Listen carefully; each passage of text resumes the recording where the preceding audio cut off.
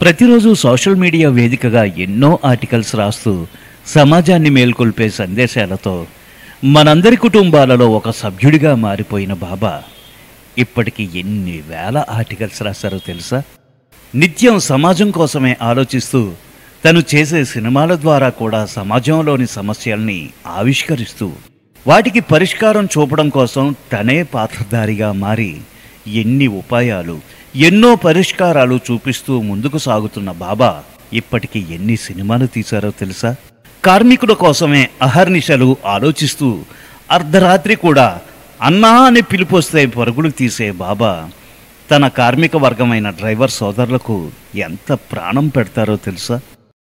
బాబా కేవలం 2 అక్షరాలకు 2 రాష్ట్రాలకు పరిమితమైన పేరు కాదు, భాషకు మించిన పరిచయం. తెలుగు, హిందీ, తమిళ, కన్నడ, కేరళ, ఇంగ్లీష్ ఏ ఊరైనా తనవారేనంటూ ఆప్యాయంగా పలకరించే మహోన్నత వ్యక్తిత్వం. తను సంపాదించుకున్నది మంచితనం మాత్రమే అయినా ఆయన అందరికీ అభిమాని. తన ద్వారా సంతోషంగా జీవించే ప్రతి ఒక్కరూ తనకు అభిమానమే అంటాడు. అందుకేనేమో అభిమాని అనేది తాను తీసిన తొలి చిత్రమైంది. చూపులో చురుకు, మాటలో పదును, ఆలోచనలో వేగం ఇవన్నీ అందిపుచ్చుకున్న అతని నైజం సూపర్ స్పీడ్ స్క్రీన్ ప్లేతో సాగే విశాఖ సింగం సినిమా తీయడానికి దోహదపడి ఉంటుంది. డ్రైవర్గా మొదలైన తన కెరీర్లో ప్రతి మలుపులోనూ సవాళ్లే. రాత్రి పగలు అలుపెరగని ప్రయాణం.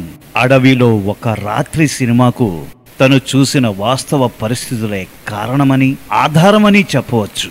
తనొక అలుపెరగని బాటసారి. కాలినడకతో మొదలై కారు నడకతో జిల్లాలు, రాష్ట్రాలు దాటి ఒక అడవిని దాటుతుండగా మిగిలిన ఆలోచనే అడవిలో అరుంధతి.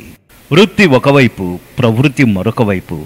డైరెక్టర్గా, కథకునిగా తనకున్న పట్టు తాను తీసిన ప్రతి సినిమాతోనూ కట్టిపడేసేలా చేసే తన కథలలాగానే చాలామంది వెనుక ఎన్నో కథలుంటాయి. అలాంటిదే ఓ డైరెక్టర్ కథ.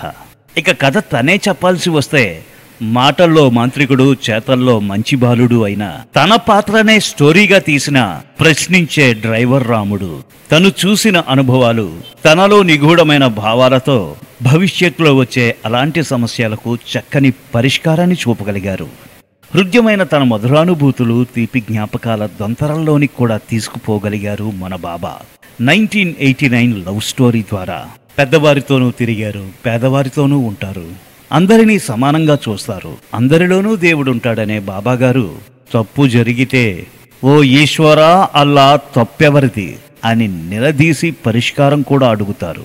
తనకు తిక్కరేగితే ఎలా ఉంటుందో మెంటల్ నా కొడుకు సినిమా చూస్తే మతిపోతుంది.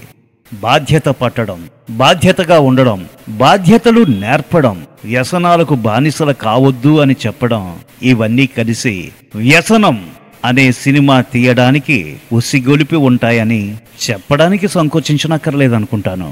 మన ఆంధ్రప్రదేశ్ రాష్ట్ర ముఖ్యమంత్రి వర్యులు శ్రీ నారా చంద్రబాబు నాయుడు గారి చేతుల మీదుగా రిలీజ్ అయిన ఆ సినిమా పోస్టర్ కేవలం పోస్టర్ రిలీజ్ మాత్రమే కాదు, వ్యసనాలకు బానిసలవుతున్న యువతరాన్ని కాపాడమంటూ ఒక డైరెక్టర్కి అప్పగించిన బాధ్యతగా కూడా అనిపించడం సహజమే కదా. తనపై ఆ బాధ్యత ఉంది. తను దార్శనికుడు, దర్శకుడు. ప్రతిరోజు తన అనుభవాలను అక్షరాలుగా మూటగట్టుకుని వచ్చి మన ముందు బళ్ళున రాల్చి కళ్ళతో ఏరుకుంటావో చల్లగా జారుకుంటావో నీ ఇష్టం అని చెప్పే ముక్కుసూటితనం మన ఆదినారాయణరావు బాబా గారిది అని చెప్పడానికి ఏమాత్రం సంకోచించనక్కర్లేదు. తన జీవితాన్నే ప్రజల శ్రేయస్సు కోసం కానుకగా ఇచ్చిన త్యాగం ఎవరికి ఉంటుంది? తనే అక్షరం రైటర్ పి ఆదినారాయణరావు బాబా. తన మనసులోని మాటను ఒక పల్లవిగా చెప్పగలిగితే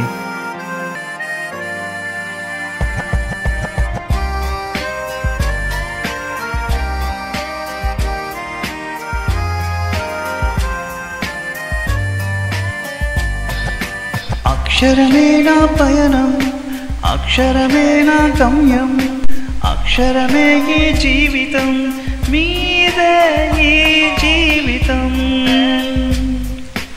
అక్షరమే నా పయనం, అక్షరమే నా గమ్యం, అక్షరమే ఈ జీవితం, మీదే ఈ జీవితం. మీకే సొంతం నా జీవితం.